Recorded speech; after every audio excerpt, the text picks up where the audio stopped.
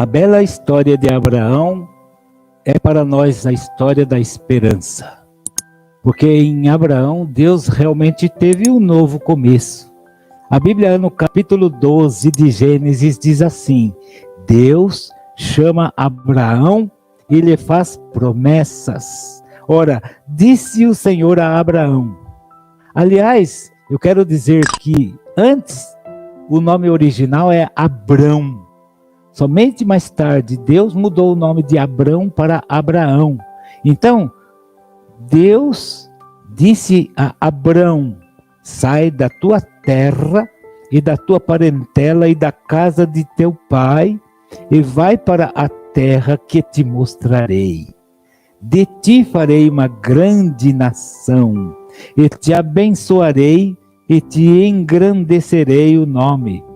Se tu uma bênção, abençoarei os que te abençoarem e amaldiçoarei os que te amaldiçoarem. Em ti serão benditas todas as famílias da terra. Então, diz a Bíblia, partiu Abrão, como lhe ordenara o Senhor. E tinha um sobrinho dele que foi junto, Ló foi com ele. Tinha Abrão 75 anos quando saiu de Harã. Levou Abrão consigo a Sarai, sua mulher, e a Ló, filho de seu irmão, e todos os bens que haviam adquirido, e as pessoas que lhes acrescentaram em Harã, partiram para a terra de Canaã, e lá chegaram. Sabe, a Bíblia mostra que essa terra de Canaã é Israel hoje. Essa terra dos judeus que nós falamos, ela foi concedida para que eles habitassem nela, com muitas lutas. O livro de Êxodo mostra como foi essa luta, porque Abraão é uma história muito longa. Abraão, Isaque e Jacó. Podemos dizer que 4 personagens muito importantes, porque José depois veio se tornar um vice-rei do Egito pela vontade de Deus, e José era um dos filhos de Jacó. Sabe, o mais novo filho de Jacó, que sofreu muitas perseguições dos seus irmãos mais velhos, porque Jacó tinha outras mulheres também, e concubinas das suas mulheres geraram filhos também. Eram ao todo 12 para se formar os 12 patriarcas. José acabou indo para o Egito. A história de Abraão, Isaque e Jacó é uma linda e longa história. Abraão foi chegando na terra de Canaã, habitando em tendas. Morava com simplicidade, habitando em tendas. Mas Abraão tinha temor de Deus, porque ele é chamado o pai da fé, porque Abraão, ele cumpria a vontade de Deus. Assim como Noé no passado, como nós vimos, Noé ouviu a voz de Deus, obedeceu a Deus fazendo a arca. Agora Abraão está deixando a sua cidade de Ur, chamava-se Ur dos Caldeus. Saiu e ainda assim foi caminhando sem saber para onde ia. O livro de Hebreus fala de Abraão que ele foi caminhando sem saber para onde ia, só pela fé. Atravessou o rio, acho que foi o rio Eufrates. Olha que atravessar um rio não é uma coisa simples, porque é uma outra cultura e vai para uma terra onde não tem muitos habitantes. Então, ele, cada lugar que chegava, fazia um altar para adorar a Deus. Ele amontoava algumas pedras ali e ele oferecia um sacrifício de um carneirinho ou um bezerrinho para Deus, derramando sangue ali em favor dos seus pecados. Já tinha noção, sabe? Levou Abraão consigo a Sarai, sua mulher. Ela era Sarai e o nome dela foi mudada mais para frente para Sara. Abraão foi mudado para Abraão. O nome Abrão quer dizer pai exaltado. E depois, quando Deus lhe deu um filho, Isaque, ele mudou o nome de Abraão para Abraão, que quer dizer pai de nações. Pai de nações. E a Sarai, que ela era minha princesa, agora passou a chamar-se Sara, que quer dizer princesa. Então apareceu o Senhor a Abrão ele disse: darei à tua descendência esta terra. Ali edificou Abrão um altar ao Senhor que lhe aparecera. Passando dali para o monte ao oriente de Betel, armou a sua tenda, ficando Betel ao ocidente e Ai ao oriente.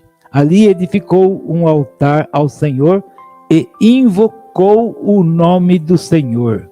Depois seguiu Abrão dali, indo sempre para o Negueb. Sabe, Abrão praticava uma coisa muito importante. Ele invocava o nome do Senhor.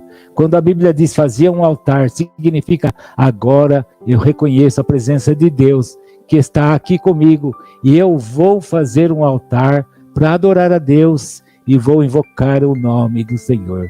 Quando nós falamos no passado da queda do homem, chegou um momento que Adão e Eva e seus filhos na terra perceberam como era ruim ficar distante de Deus. Como era ruim não ter a intimidade que tinham antes no Jardim do Éden. Então a Bíblia fala que Deus providenciou um novo filho para Adão e Eva chamado Sete. Esse filho chamado Sete, depois se casou e ele teve um filho também chamado Enos. E a Bíblia fala de Enos, então se começou a invocar o nome do Senhor. Invocar o nome do Senhor significa reconhecer que não é bom ficar distante de Deus. Eu sei que você já aprendeu a orar, muitas vezes faz muitas orações, e eu quero dizer uma coisa diferente na minha experiência, que é invocar o nome do Senhor. Todas as vezes eu digo, ó Senhor Jesus, eu digo, ó Senhor Jesus, Tu és meu Deus, Tu és meu Senhor, Tu és minha alegria, Tu és a minha segurança. Assim foi que quando Enos teve um filho, aliás, Sete teve um filho chamado Enos, a Bíblia diz então, se começou a invocar o nome do Senhor. Agora você vê que isto foi a coisa que acompanhou a história da sequência da humanidade. Passando dali para o monte do oriente de Betel, armou Abrão a sua tenda, ficando Betel ao ocidente e Ai, que é uma cidadezinha pequena, ao oriente. Ali edificou um altar e invocou o nome do Senhor. Essa prática de invocar o nome do Senhor aparece em toda a Bíblia. Depois nós vemos nos Salmos que o salmista também invocava o nome do Senhor.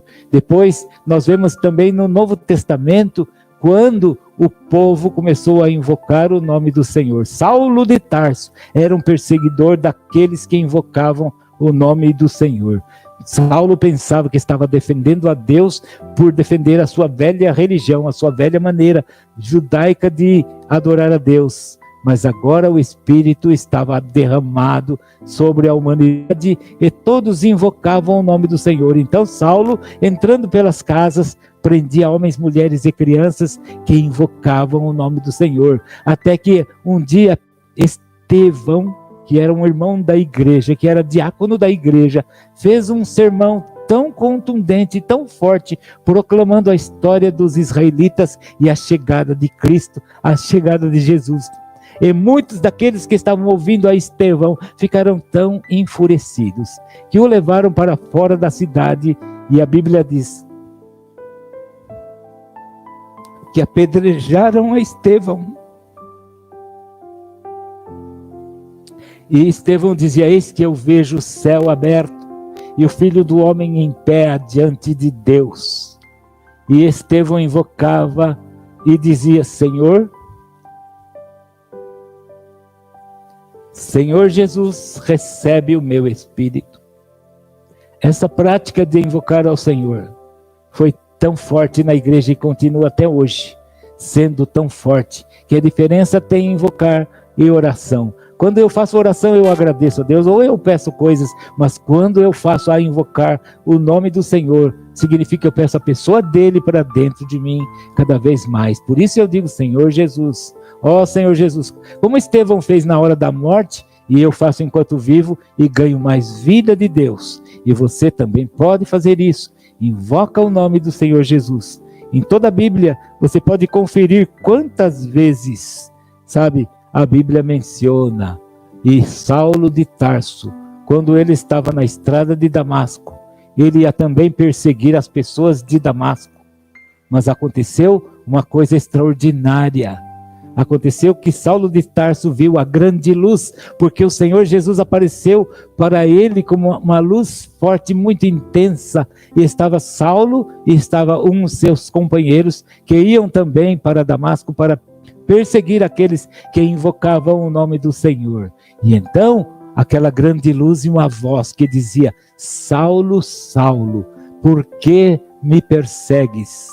E Saulo perguntou: quem és tu, Senhor? E a voz lhe respondeu: sou Jesus, a quem tu persegues. E disse: mais dura coisa é para ti recalcitrares contra os aguilhões. No nosso linguajar popular nós dizemos dar murro em ponta de faca. Você não sabe agora contra quem você está lutando.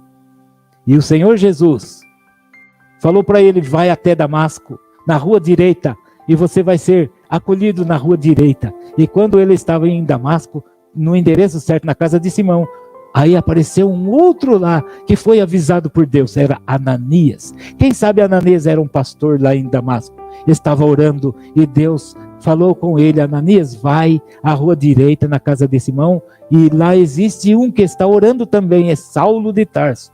Ananias ficou tão espantado, e disse: Senhor, mas ele veio aqui para perseguir aqueles que invocam o teu nome.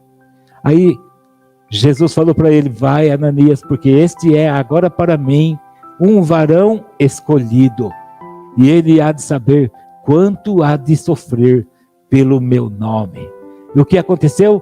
Quando chegou, Saulo estava cego, porque a luz o deixou cego. E então ele percebeu que agora não havia nada para fazer. Por 3 dias ficou ali orando de joelhos, sem comer e sem beber. Até que chegou Ananias e ele disse: Saulo, irmão, recupera a vista. O Deus que te apareceu, o Senhor que te apareceu na estrada de Damasco, quando vinhas para perseguir o povo de Damasco, ele me disse agora para vir aqui, para impor-te as mãos.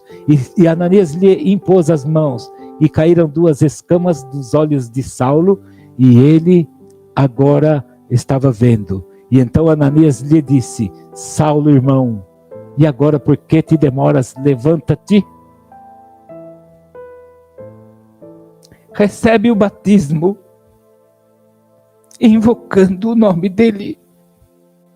Ananias deu o recado do Senhor Jesus para Saulo, e Saulo foi batizado naquela mesma hora, invocando o nome de Jesus, aquele a quem ele perseguia, todos os que invocavam. Isso mostra que isso marcou a vida de Saulo de tal maneira, o nome dele agora foi mudado para Paulo. Saulo quer dizer grande e Paulo quer dizer pequeno. Agora, humildemente diante de Deus, ele se tornou uma grande testemunha da igreja no Novo Testamento. Querido ouvinte, Deus te abençoe por essas palavras. Seja você também alguém que invoca o nome do Senhor Jesus, e Deus te abençoe.